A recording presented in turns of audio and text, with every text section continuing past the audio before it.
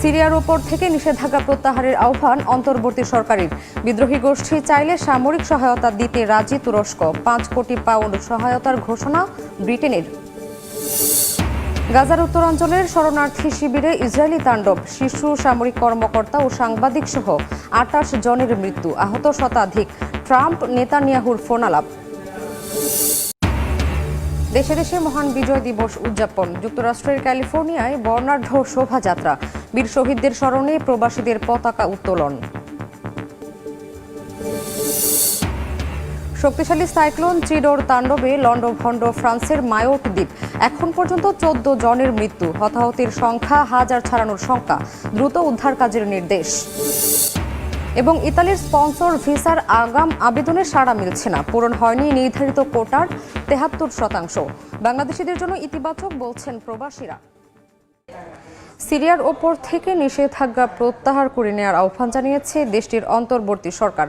বিদ্রোহী গোষ্ঠী চাইলে সব ধরনের সামরিক সহায়তা দিতে রাজি আছে তুরস্ক। এদিকে সিরিয়াকে পুনর্গঠনে 5 কোটি পাউন্ড সহায়তা দেওয়ার ঘোষণা দিয়েছে ব্রিটেন। এর মধ্যেই গোলান মালভূমিতে বসতি বাড়ানোর পরিকল্পনা করেছে ইসরায়েল। স্বৈরাচার শাসকের পতনের পর ধীরে ধীরে স্বাভাবিক হতে শুরু করেছে সিরিয়া। স্থানীয় সময় রোববার রাজধানী দামেস্ক সহ সিরিয়া জুড়ে শিক্ষা প্রতিষ্ঠানগুলো খুলে দেয়া হয়েছে। নিজ নিজ শ্রেণীকক্ষে ফিরতে শুরু করেছে শিক্ষার্থীরা। এদিনও সিরিয়া অধিকৃত গোলান মালভূমিতে অভিযান চালিয়েছে ইসরায়েলি সেনারা। সিরিয়ার বিদ্রোহী নেতা আহমেদ আল শারার দাবি করেছেন, ইসরায়েল মিথ্যা অজুহাত দেখিয়ে দেশটিতে হামলা চালিয়ে যাচ্ছে। তবে দেশ পুনর্গঠনে ব্যস্ত থাকায় নতুন কোনো সংঘাতে জড়াতে তারা আগ্রহী নয় বলে জানান তিনি। এদিকে সিরিয়ার নতুন সরকারকে সব ধরনের সামরিক সহায়তা দিতে প্রস্তুত তুরস্ক। দেশটির প্রতিরক্ষা মন্ত্রী জানান, বিদ্রোহীরা যদি চায় তাহলে তাদের পাশে দাঁড়াবে আঙ্কারা। একই দিন অসহায় সিরীয়দের সহায়তার জন্য 5 কোটি পাউন্ড সহায়তা দেওয়ার ঘোষণা দেয় ব্রিটেন। সিরিয়ার বাসিন্দাদের খাদ্য, আশ্রয় ও জরুরি স্বাস্থ্য সেবা দেওয়ার জন্য এই অর্থ দান করা হবে। এই আর্থিক সহায়তা জাতিসংঘের মাধ্যমে বিতরণ করা হবে, যা পুনর্বাসনের ক্ষেত্রেও ব্যবহার করা যাবে বলে জানায় ব্রিটিশ কর্তৃপক্ষ। গাজার উত্তরাঞ্চলের শরণার্থী শিবিরে ইসরায়েলি বিমান হামলায় শিশু, সামরিক কর্মকর্তা ও সাংবাদিক সহ 28 জনের মৃত্যু হয়েছে। আহত হয়েছেন শতাধিক ফিলিস্তিনি। ইসরায়েল জানায়, গাজার একটি চিকিৎসা কেন্দ্রে হামাসের একটি অস্ত্র সংরক্ষণাগারে হামলা চালানো হয়েছে। এছাড়া গাজা ইস্যুতে ট্রাম্প ও নেতানিয়াহুর মধ্যে আলোচনা হয়েছে বলে জানিয়েছে তেল আবিব। গাজায় ইসরায়েলি আগ্রাসন যেন থামার নয়। নেতানিয়াহু বাহিনীর নির্মম আগ্রাসনে উপত্যকাটি পরিণত হয়েছে ধ্বংসস্তূপে। প্রতিনিয়ত মৃত্যুর কোলে ঢলে পড়ছেন একের পর এক ফিলিস্তিনি। স্বজনহারা হয়ে দিকবিদিক ছুটছেন অনেকে। স্থানীয় সময় রোববার গাজার বেইত হানুনের একটি শরণার্থী শিবিরে বিমান হামলা চালায় ইসরায়েলি বাহিনী। এই ঘটনায় বেশ কয়েকজন হতাহত হয়েছেন। নিহতদের মধ্যে শিশুসহ 2 সাংবাদিক রয়েছেন বলে জানায় কাতার ভিত্তিক গণমাধ্যম আল জাজিরা। এদিন গাজার নুসেইরাত শরণার্থী শিবিরে ইসরায়েলি বর্বরতায় বেশ কয়েকজন ফিলিস্তিনি সামরিক কর্মকর্তা নিহত হয়েছেন। তেল আবিবের দাবি, হামাসের অস্ত্র সংরক্ষণাগার ও হামলার পরিকল্পনার জন্য ব্যবহৃত একটি চিকিৎসালয় লক্ষ্য করে বিমান হামলা চালানো হয়।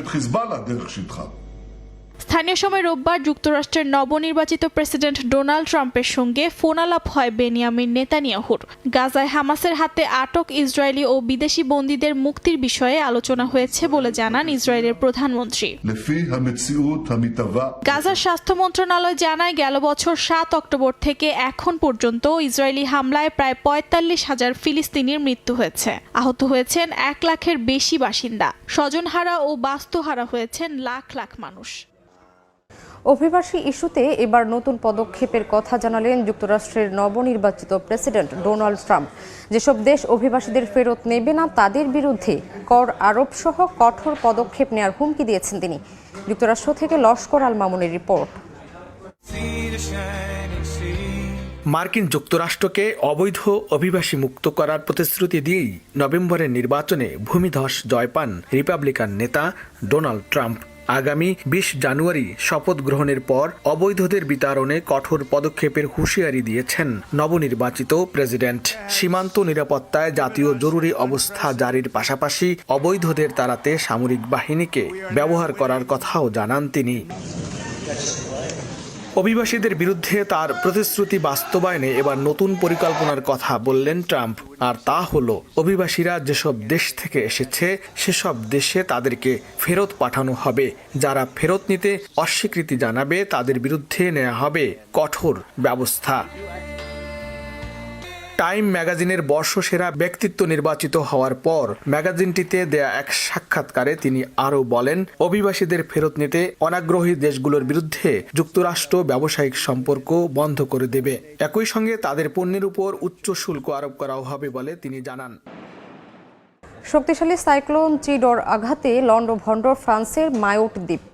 এখন পর্যন্ত 14 জনের মৃত্যুর খবর নিশ্চিত করেছে কর্তৃপক্ষ।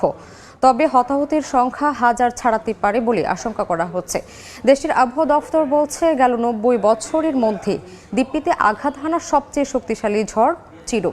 দ্রুত উদ্ধার কাজের নির্দেশ দিয়েছেন প্রেসিডেন্ট ইমানুয়েল ম্যাক্রো। পুরোপুরি বিধ্বস্ত ফ্রান্সের মায়োট দ্বীপ। পাখির চোখে যতদূর দেখা যায় শুধুই ধ্বংসস্তূপ। দুমড়ে মুচড়ে পড়ে আছে ঘরবাড়ি, ভেঙে গেছে গাছপালা। স্থানীয় সময় শনিবার ভারত মহাসাগরে সৃষ্ট সাইক্লোন চিডো তাণ্ডব চালায় ফ্রান্স নিয়ন্ত্রিত দ্বীপটিতে। ঘন্টায় 225 কিলোমিটার বেগে মায়োটে আছড়ে পড়ে শক্তিশালী ঝড়টি। এতে ব্যাপক ক্ষতিগ্রস্ত হয় অঞ্চলটি। বিদ্যুৎ বিচ্ছিন্ন হয়ে পড়ে পুরো দ্বীপ, বন্ধ হয় যোগাযোগ ব্যবস্থাও। প্রেসিডেন্ট ইমানুয়েল ম্যাক্রোর নির্দেশের পর উদ্ধার কাজে গতি আসে। একের পর এক মরদেহের সন্ধান পায় উদ্ধারকারী দলের সদস্যরা। দিন যত এগিয়ে যায় ততই বাড়তে থাকে হতাহতের সংখ্যা। ফ্রান্সের আবহাওয়া দপ্তর বলছে, গেল 90 বছরের মধ্যে দ্বীপটিতে আঘাত হানা সবচেয়ে শক্তিশালী ঝড় চিডো। স্বরাষ্ট্র মন্ত্রণালয় জানায়, কয়েকশো নিরাপত্তা বাহিনীর সদস্য উদ্ধার অভিযানে যোগ দিয়েছে। ব্যাপক ক্ষয়ক্ষতি হয়, হতাহতের সঠিক সংখ্যা এখনও প্রকাশ করা সম্ভব না বলেও জানানো হয়। তবে বহু মানুষের প্রাণহানি হয়েছে বলে আশঙ্কা করা হচ্ছে। আফ্রিকার পূর্ব উপকূল থেকে 500 মাইল দূরে মায়োট দ্বীপের অবস্থান। এখানে অন্তত 3 লাখ মানুষের বসবাস। 1843 সালে দ্বীপটিতে ফ্রান্সের উপনিবেশ শুরু হয়। অঞ্চলটি দেশটির সবচেয়ে গরিব এলাকা। আবারও ট্রাম্প নেতানিয়াহুর কল আলাপ, হুঁশিয়ারি ইরানের। দর্শক, লেবানন একটু স্বস্তি পেলেও এখন পর্যন্ত এখনও গাজা যুদ্ধবিরতি হয়নি। কেননা গাজা যুদ্ধের বাসিন্দারা যে এত কষ্টে রয়েছে তা বলাই বাহুল্য। এদিকে দিনের পর দিন ভয়াবহ হামলা চালাচ্ছে নেতানিয়াহু। এদিকে সিরিয়া যুদ্ধ থেকে সিরিয়ারা মুক্তি পেলেও গাজাবাসীর জন্য আফসোস করছে তারা। এদিকে যুদ্ধ চলাকালীন অবস্থায় আবারও ট্রাম্প নেতানিয়াহুর কলালাপ ফাঁস হয়েছে। সেখানে নেতানিয়াহুকে ট্রাম্প স্পষ্ট ভাষায় জানিয়েছে যে গাজা যুদ্ধ আরও চালিয়ে যেতে, কেননা এই গাজা যুদ্ধে যদি তারা জিততে পারে তাহলে পুরো বিশ্বের শাসন চালাবে তারাই। এদিকে এই ফোনালাপ ফাঁস হওয়ার পর ইরান সাথে সাথেই হুমকি দিয়েছে যে তা কোনোভাবেই সম্ভব নয়। ইরান এবং মুসলিম বিশ্বের দেশগুলো তাদের সহায়তা করবে নেতানিয়াহুকে দমন করার জন্য।